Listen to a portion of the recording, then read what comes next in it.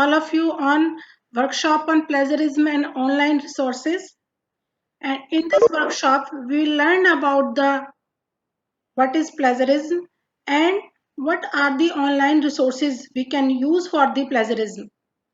So first of all of you may be aware about the plagiarism. What is plagiarism and how we need the plagiarism, because nowadays plagiarism we should have proper knowledge about the plagiarism. So I will tell you about the plagiarism first. So are you able to see me? We can say you, ma'am. Okay, sir. Thank you.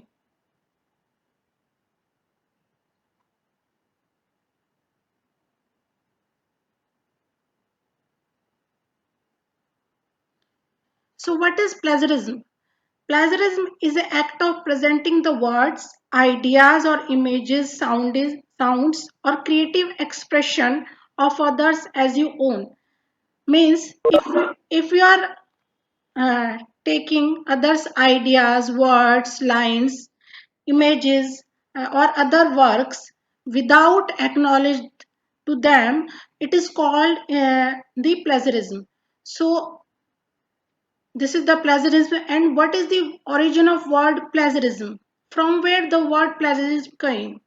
It is plagiarism is a Latin word, means which means to kidnap or abduct. Means we can it means is kidnap.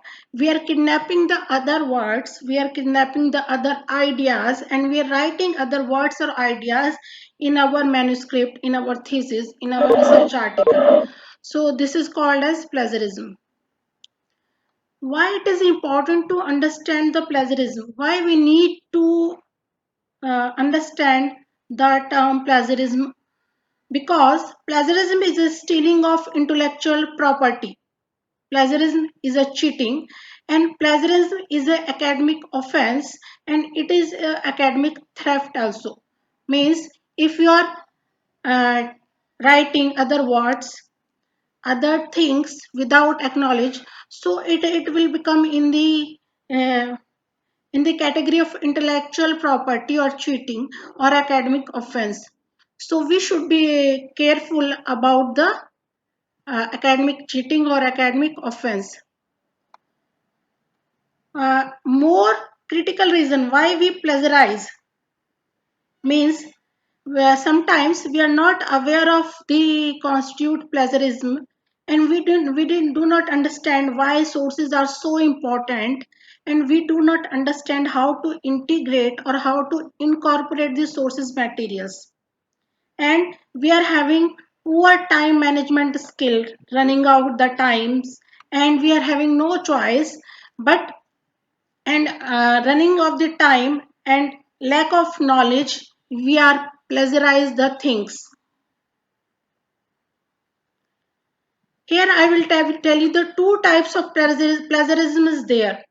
One type of plagiarism is intentional plagiarism. If we are taking a copy of friend's work, borrowing or buying assignments, cut or paste from electronic sources, download essays from the internet and presenting as your own. So this is called as intentional plagiarism. Means we know we are plagiarize the things. We know we are doing the wrong things, but we are doing it because due to some reason, like we don't have time, we are having pressure, and that's why we are doing this plagiarism intentionally. But this is the first type. And what is the second type? Second type is unintentional plagiarism. Means we are not having the knowledge, we are what is plagiarism, and not knowing how to acknowledge or how to incorporate sources of information, how to paraphrasing, how to summarizing, how to quote. We don't know all knowledge. So because we are careless copying, cutting, pasting from the electronic database, and we are failure to use our own voice. So this all will come in the unintentional plagiarism, because we don't know about the plagiarism fully, and we don't know how to write the work, we don't know how to acknowledge, we don't know how to use our own voice. So that's why we don't know paraphrasing, we don't know summarizing, we don't know quotation. So because we don't know anything, we are not having knowledge. So that's why unintentionally we are doing this plagiarism. So we are having two type of plagiarism. First is intentional, second is unintentional plagiarism. So but we have to aware about the plagiarism, and we have to take precaution. Means both intentional and unintentional plagiarism are not acceptable.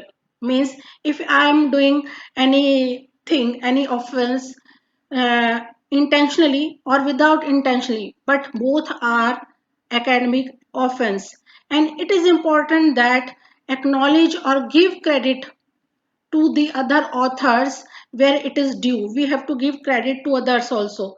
Means if I'm taking one paragraph from other research article or other authors writing, so I have to acknowledge the author. I have to cite the author. But if I will tell I don't know and I did this work unintentionally, but it is also will come in the category of academic offense. So we have to be aware about the intentional and unintentional plagiarism. It doesn't matter where the person whose work you have cited is alive or dead. You still have to cite if it is not your own idea. Means if you will said that that person is alive or dead, but you have to cite.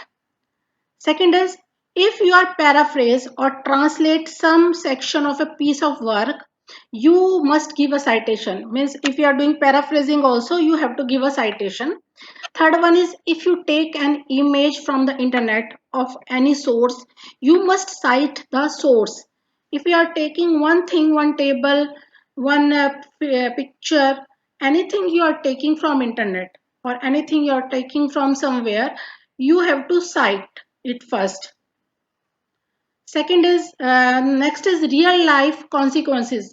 Means here you can see this one Malaysia's editor in a plagiarism row. So some means like this we can face after consequences if we are doing, we are plagiarize the things, we are not acknowledge the things properly, we are not acknowledge the work properly, so we can face some consequences also in last.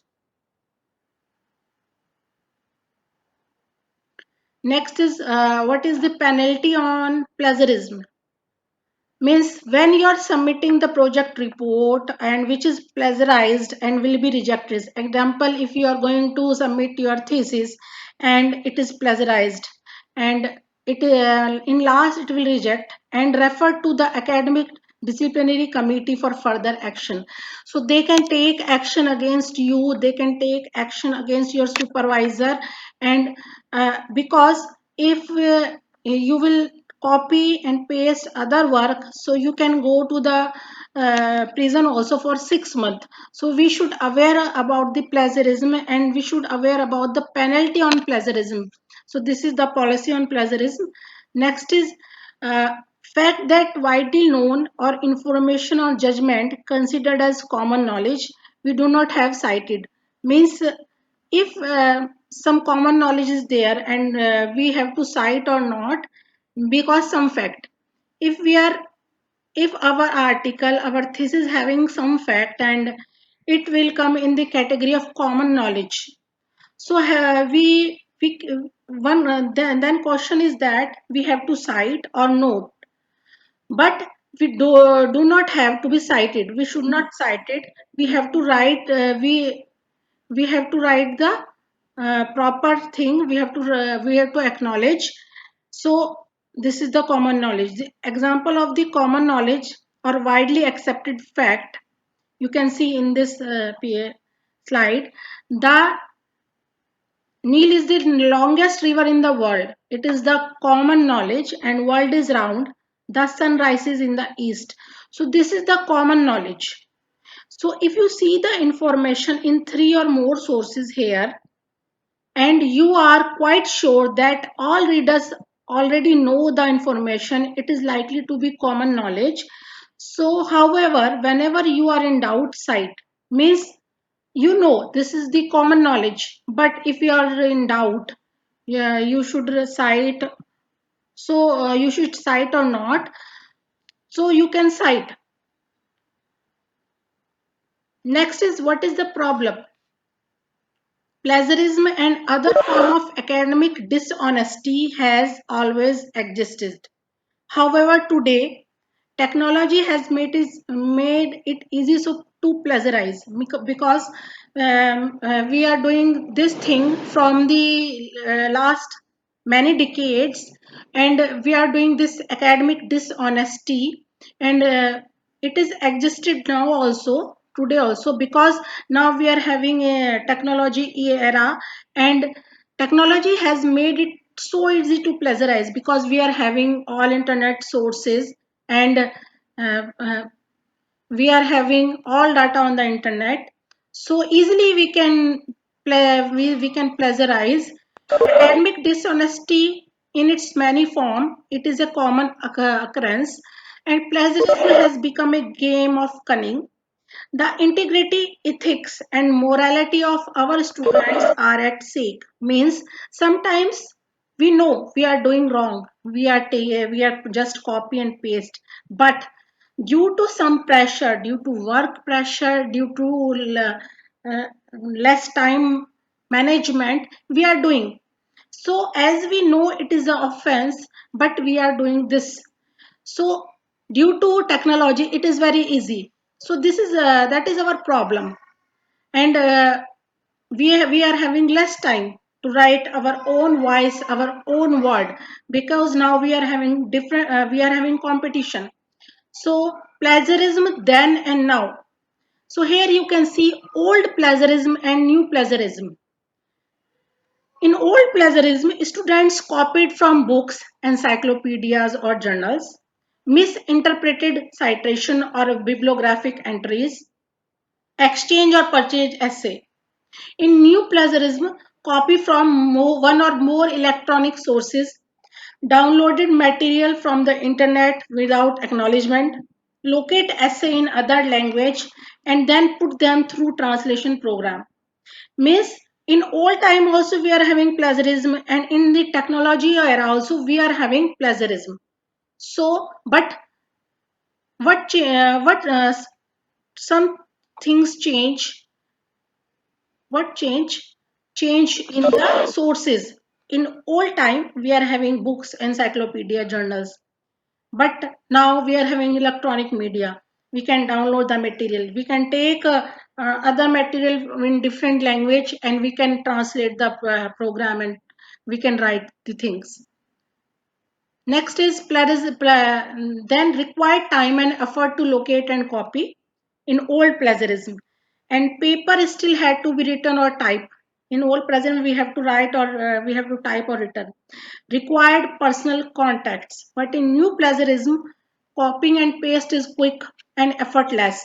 Provide instant gratification. Means we can copy and paste from the internet, and we can make different articles, research article, papers within 1 day or 2 days, and we have to require no personal contacts, creating a sense of anonymity.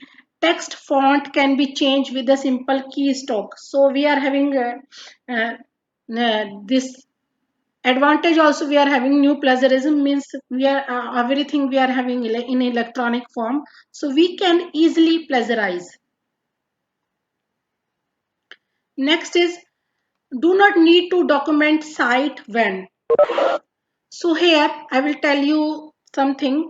Writing your own experience and observation, when we do not need to document site, means if we are I'm writing some research paper. So if I'm writing some research paper and I'm writing my own experiences and observation, so I do not need to cite, and presenting the result of original research or experiment, writing your own thoughts, comments, or conclusion in an assignment, evaluating or offering your own analysis, using common knowledge, using generally accepted fact of information. So all these things we do not cite. We no need to cite when we are writing our own experience. We are representing our own original result. We are writing our own thoughts, comments, conclusion, evaluating our own data, and we are using common knowledge. If we are using common knowledge, then no need to cite.